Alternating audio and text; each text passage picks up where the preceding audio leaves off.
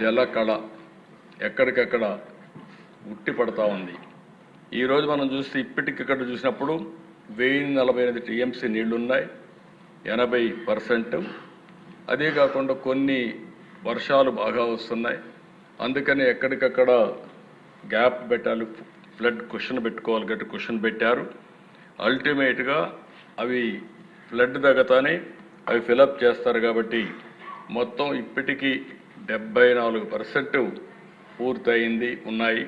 ఇది ఒక వినూత్నమైన కార్యక్రమం. కొన్ని ప్రాజెక్టులు కొన్ని ఇబ్బందులు వచ్చాయి. తుంగభద్ర గేట్స్ కొట్టుకోపోయినాయి, మొన్నే నిలిపాం. 25 టీఎంసీ నీళ్లు తగ్గించాల్సి వస్తూ ఉంది. పిఏబిఆర్ ఒక 5 టీఎంసీ నీళ్లు తగ్గించాల్సి వస్తూ ఉంది. ఎందుకంటే అక్కడ సేఫ్టీ ఆఫ్ ది డ్యామ్ ఇవన్నిటి కోసం దాన్ని కూడా స్టడీ చేస్తున్నాం. అలగనూరు ఒక 3 టీఎంసీ తగ్గించే పరిస్థితికి వచ్చాం.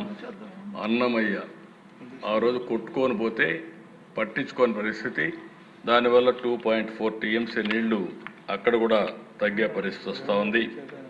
అదే మరి సోమశిల కందలేరు పోయినసారి నీళ్లు బ్రహ్మాండంగా పెట్టాం, ఈసారి కూడా పెడుతున్నాం.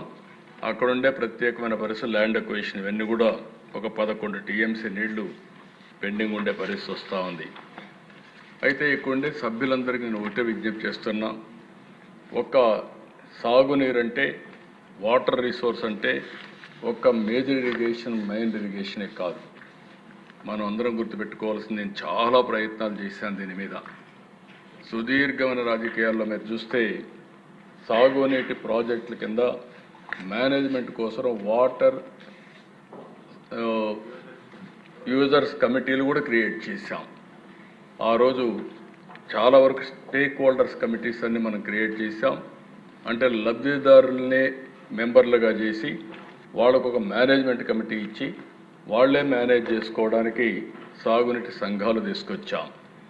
ఈరోజు 5 ఏళ్ళు వీళ్ళు లేకపోతే మొన్న వస్తానే సాగునీటి సంఘాలన్నీ పూర్తి చేశాం. ఆ రోజు ప్రారంభించిన డాక్రా సంఘాలు ఈరోజు చూస్తే 20,000 కోట్ల రూపాయలు కార్పస్ ఉంది, 50,000 కోట్ల రూపాయలు అప్పు తీసుకుంటున్నారు. వాళ్ళ యొక్క రీపేమెంట్ చూస్తే డిఫాల్టర్స్ 0.02% డిఫాల్టర్స్ ఉన్నారు. అంటే దేశంలో ప్రపంచంలో ఎక్కడ కూడా తిరిగి 100% పే చేశారంటే అది ఒక్క ఆంధ్రప్రదేశ్లో ఉండే డాక్రా సంఘాలు మాత్రం పే చేయగలిగారు. అది వాళ్ళకి ఉండే మోటివేషన్.